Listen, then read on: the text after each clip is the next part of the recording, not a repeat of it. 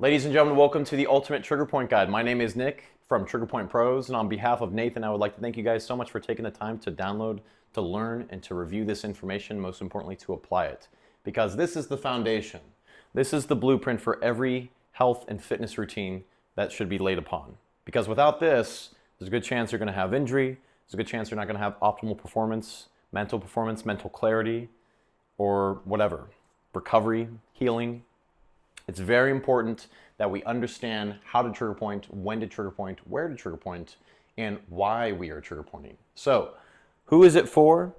Anyone and everyone. 5 years old, 10 years old, 70 years old, doesn't matter. Elderly, children, teenagers, adults, single mom, single dad, elite athletes, beginner athletes. Maybe you're in a nursing home, maybe you're debilitated, maybe you're in a wheelchair. It doesn't matter. This is going to help everybody, every aspect of life. Even if you aren't an athlete or aren't even working out, you still need to have this as your foundation, as your blueprint for health and fitness. So that's who it's for, anyone, everyone. Now, what is trigger pointing? Trigger pointing is known as self-myofascial release. When you get a massage, it's known as myofascial release, right? So they're moving the tissues around, they're moving the fascia around.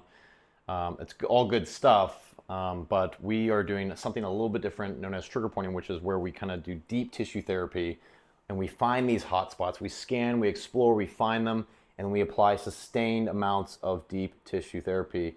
And we do some micro movements and we move around those areas and we try to basically release that pain and rehydrate that fascia. So what is fascia? You have to understand that in order to understand why we are trigger pointing. Fascia is basically this spider web-like matrix that runs throughout our entire body. It's comprised of collagen fibers type 1 and type 2. And if you bite into a piece of steak, you see that spider web-like structure.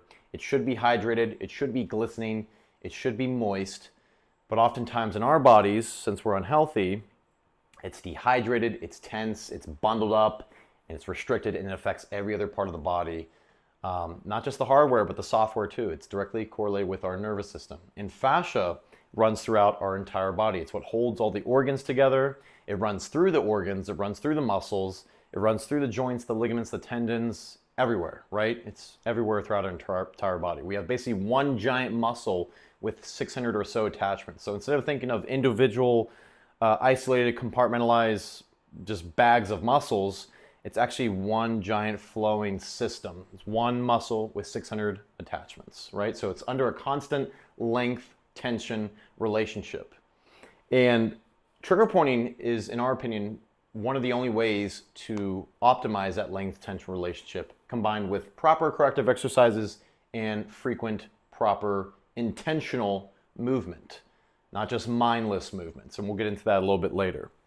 What is fascia? It is basically, again, it runs through everywhere, but it's also known as what we like to say, our body's hydration pack, our body's water distribution tank.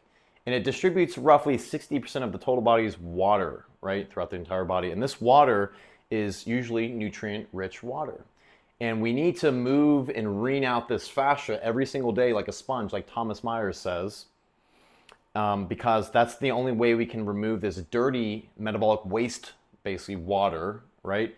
And we can reinvigorate it and resupply it with nutrient-dense water. Because the cells don't want water, just plain water. The cells want nutrients bound to that water. So when you drink plain water, you're not really hydrating yourself. In fact, you're dehydrating yourself the more water you drink, because not only is it leaching minerals and pulling nutrients from the body, because that's what water does. It's a solvent. That's why it's shaped the canyons, and it literally is the hardest substance on the planet when you can apply pressure and stuff. But it also strips the mucosal lining of the kidneys, right? And if we do that, that's going to cause more problems. That's going to dehydrate us even more. So again, the cells don't want just water. They want the nutrients bound to that water. In order to supply that, we have to have obviously proper nutrition, but we also have to have frequent movement and wring out that fascia like a sponge, because again, it distributes most of the water throughout the entire body. That's how important fascia is.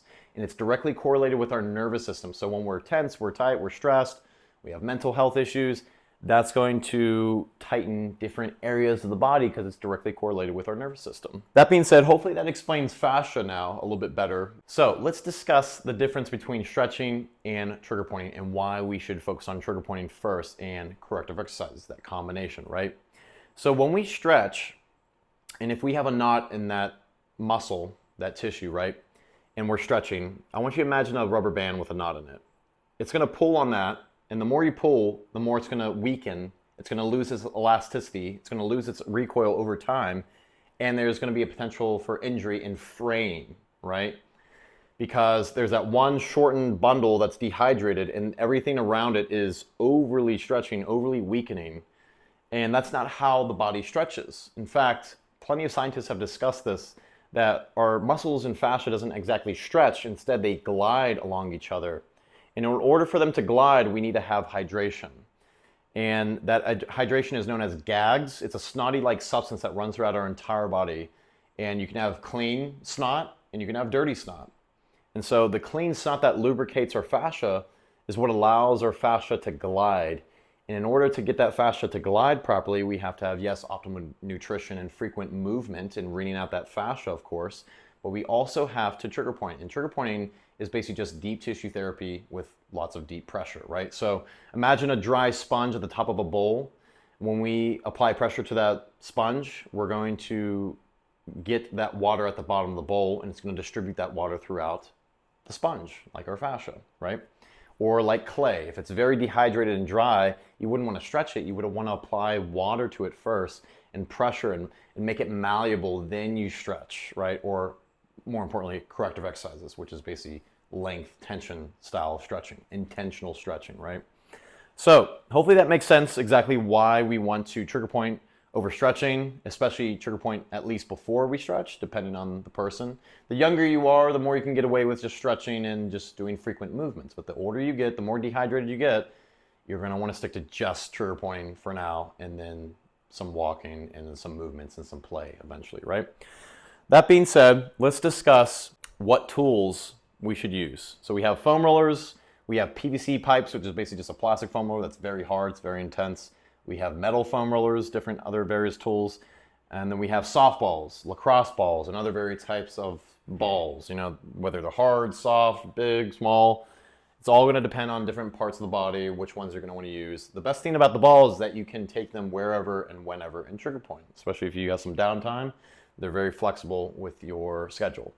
Then you also have the Theracane, which is a handheld massage device. It's very good, especially for the neck and the pecs. You can hit the neck, the traps, the back, but it's going to be limited on certain areas like the quads and the denser, thicker, harder areas. And that's where we come in with our favorite form of trigger pointing tools, which are barbells, kettlebells, and other various types of dense metal tools like pain pills and boomsticks from special companies like Kabuki Strength, which I used for thousands of clients back then when I was a trigger point specialist. And that being said, these tools, barbells and kettlebells, they are our favorite because they're readily available at every gym pretty much, or you can just purchase it and keep it for a lifetime. But it allows you to go so much deeper with your trigger pointing and release so much more and spend so much less time and get so much more out of it. Because you see a lot of people at the gym, they're mindlessly foam rolling, they're going back and forth, they're just rolling back and forth, and you're not really getting much out of it. In fact, you're just wasting your time and possibly causing more stress than when you started. Number two, so we started with tools, now we're gonna talk about the location and creating habits so you can make this sustainable. So you have your home, you can trigger point in your home, you can trigger point at the gym, you can trigger point at work, and you can trigger point on the go wherever. Again, when you're trigger pointing on the go, you're probably going to want to keep some lacrosse balls, softballs in your bag. When you're at work, you can possibly have a couple tools like maybe a kettlebell there, and you can get some deep tissue therapy done pretty effectively. Most people work at home nowadays. Or the gym, you already have the barbells, kettlebells there, so you can use a couple different tools, a Smith machine. You can definitely get some deep tissue therapy as well. And then at home, I like to take 2 chairs, put a barbell on there, and that's basically my trigger point station. I have it right in my living room, so I have no reason to not trigger point. It's already set up. I don't have to think about getting ready. One step's already taken out of the way. I just gotta get off my butt, get off the couch, go trigger point for 10, 20, 30, maybe even 90 minutes. Depends on your day, right? Number 3, the hot spots. we're going to briefly cover this because we have a bunch of videos. We'll cover each one individually, and then we'll talk about a routine and how to apply these in a sustainable routine. With the hot spots, you're going to start out with going through all of them, roughly the same amount of time with each one.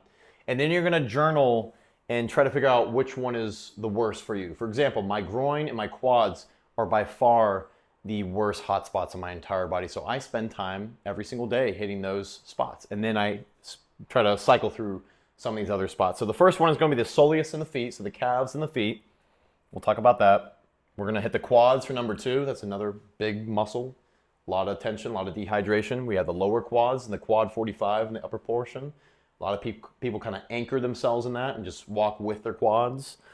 And then with number 3, we're going to have the upper groin, my favorite to hit, and the inner hamstring complex. We're going to use a barbell, kettlebell with that. That's the most effective for that region. The hips and the ribs are by far the most calcified.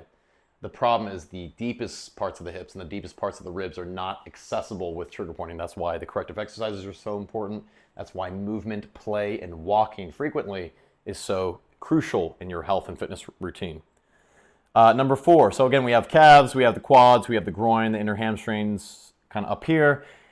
And then we also have the upper hamstrings in the back, huge muscle, influences everything. And then we have the glutes, the butt, right? Butts are very tight, very dense, very thick muscles. Depends how big your booty is, but no, the butts are pretty much tense for everybody. The IT band and the TFL, a lot of people say not to hit the IT band. You'll hear that a lot.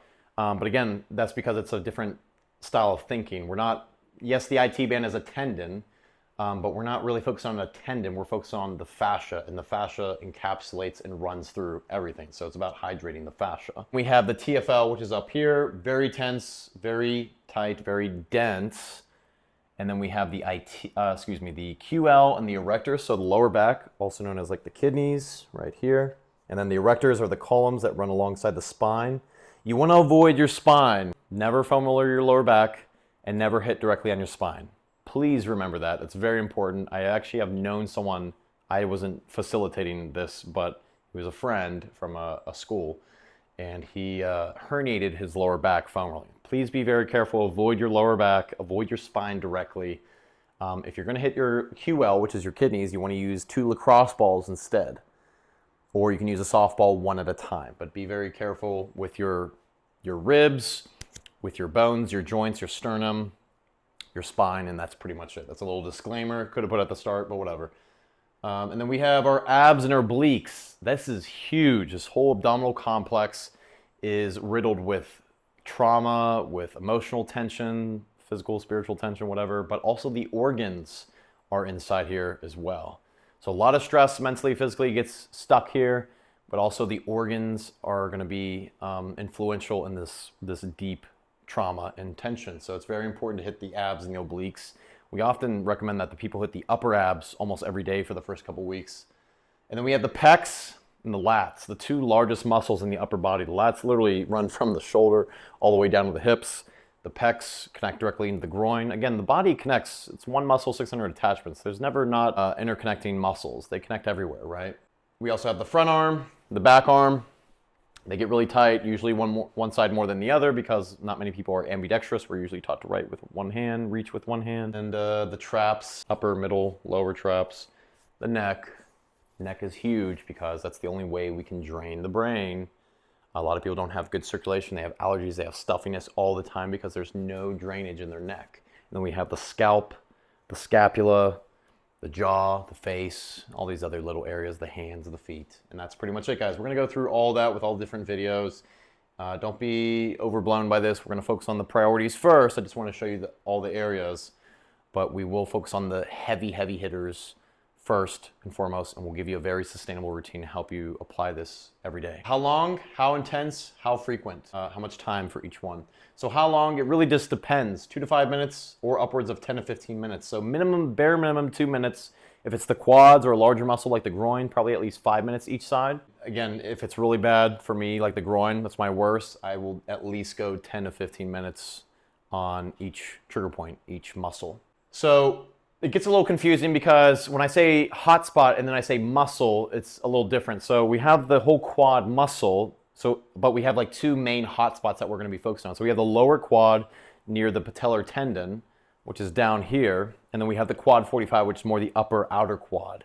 There's hot spots everywhere, but these are the first two ones that we're going to focus on. And then as you get more advanced, you can start hitting different areas of the quadricep. But if I say like 10 to 15 minutes per hotspot, sometimes that means you can just spend 10 to 15 minutes on just the quad 45 and doing micro movements and exploring around that area, and scanning and finding different angles and different pressure and depths. But you got to understand, all you want to think about is go deep to the bone, go intense. Can't make it, if you can't sustain it with like a 7 to 8 out of 10 pain, then just simply find a different area around that area. And if you can't sustain pain and you feel like maybe you, at least for that day, you kind of got rid of most of the pain, then just go work on another area on that muscle. So again, it might be 10 to 15 minutes on a muscle, the whole muscle, or it might be 10 to 15 minutes on that specific hot spots. You're just gonna have to have that level of discernment. So it's all gonna just depend on the density of the fascia, how thick and dehydrated each area is. It's gonna depend on the hot spot, how bad it is, how painful it is. And it's gonna depend on, again, the size of the muscle. So how intense, again, it depends. Deep to the bone, it's gonna depend on the density of fascia, hot spot. I kind of repeated the same thing here. For example, the neck, it's dense, but it's gonna be a lot less dense than the quad. It's gonna be different than the quad. So you're gonna have to use different tools, guasa, maybe the Theracane, whereas the quad, you're gonna definitely wanna use the barbell and the kettlebell and some really hard stuff on the quad to even penetrate these thick layers of fascia that are dehydrated and riddled with various knots. How frequent? Starting out, you're definitely gonna wanna at least do daily, at least 5 to 7 times per week, roughly 20 to 60 minutes daily, or 2 to 4 hours weekly. And then the more you do it, the less you need to do it, but we recommend at least 1 to 3 months at the bare minimum of doing it daily for an hour. And then the more you do it, the less you need. But for a sustainable routine, we'd say after you complete maybe 3 months of an hour daily of intense trigger point therapy release, again, you can watch TV while you do it, but try to be present, try to be aware, and try to journal your hot spots and see if you're making improvements, of course. After you've done that, then you definitely want to add in the corrective exercises. You want to be walking alongside of this, so because that combination is just super powerful. It's going to make sure that you're not reverting back every week, and it's going to make sure that you get out of that stuck, tight, dehydrated position. The correctives combined with the trigger points is just everything, especially for performance, health, mental, whatever. Whatever that means, I already said that. So more intense equals less time. The more intense you go, the less time you have to spend. Time, you can't really replace time, but at the same time, if you are kind of half-assing your trigger points, you're not really gonna get much out of it. So how much intensity you go, how much you push through that pain. Pain isn't everything. You want this to be a dull, achy, tender sensation, not really a stabbing knife-like pain. Some are gonna be more sharp than others. But you want that pain to radiate. You want to be very deep and dull and radiate outwards. And again, if you can push through that pain, you're going to get a lot of pleasure. In fact, there's a lot of psychologists, I think there's one from Stanford University that coined the term of push through the pain. That is what true pleasure is. That is what true reward is, which leads to ultimate pleasure. A lot of us want to be comfortable, but we're not comfortable in our own skin because we have all this tension through years of physical, emotional, and mental trauma, right? So that being said, schedule and routine, I think I've yapped enough. 3 to 5 trigger points a day is the goal. If you go a little bit longer, maybe I just do 2 trigger points a day where I'm just doing like 10 minutes on each groin, that's 20 minutes, and then I do 10 minutes on each abdominal region, that's 40 minutes already. Again, it's at least, at the very minimum, 20 minutes daily is what we recommend, or again, 2 to 4 hours weekly, preferably. But you can go even longer. It's not a big deal because you can do stuff while you do it if you know how to trigger point properly. Like we said, start out, try to be more present, aware, journal, become aware first. Then once you start understanding your deficiencies and restrictions, then you can start doing other things like work and audiobooks or something. And it's just, we got to think of creating the habit, being consistent, and making it sustainable for a lifetime, right? I say technically 20 plus total trigger points we kind of cover. So definitely pick wisely which ones you need to hyper focus on. Again, we'll give you an idea what to start with and then what to add in. You definitely want to cycle through all of them every week, but again, prioritize your heavy hitters. Journal, focus the worst hotspots first, and then ultimately we're going to go through some corrective exercises, which is basically the software. So before we do like a hamstring hinge, right, which is going to elongate, activate the entire posterior chain, we're going to want to trigger point our hamstrings, our calves, our QL, our rectors before that, our glutes. And that's just going to make the corrective exercise so much more effective. So we're releasing it, and then we're going to activate it and lengthen it at the same time. And that's everything. So when we trigger point before, it just makes it so much easier to get into these correctives and these movements because we're not restricted, we're not dehydrated, and we're not pushing against the wall and having to spend an extra 10 minutes or 20 minutes just to be able to feel it, and that's exhausting. So it's just so much better for performance. So that's pretty much it, guys. I think I've yapped enough. Again, let's recap. You got your tools. Your main tools are going to be your barbell and your kettlebells. On the go, you're going to want to use a softball, lacrosse ball. You can do it anywhere, home, gym, work, on the go. It's for everyone, anyone. It's about deep tissue therapy release. It's about hydrating and creating that gliding, lubricated surface. It's not about pulling everything and fraying and tearing tissues. It's about hydrating and gliding, which creates optimal performance in that elastic recoil ability. We're going to hit the heavy hitters first and focus on our own individual priorities, what's worse. And we're going to spend a good amount of time. We're going to go deep to the bone. Focus on those dull, achy hot spots, tender, and we're going to keep it about a 7 to 8 out of 10 pain. And we're going to work that pain until it kind of subsides. And if that pain subsides a little bit early within our time frame, then we're going to scan and explore and kind of play with different areas. Ultimately, the more we do this, the better we're going to get at of knowing exactly what we need to do so we don't have to waste too much time exploring, right? And what we need to hit.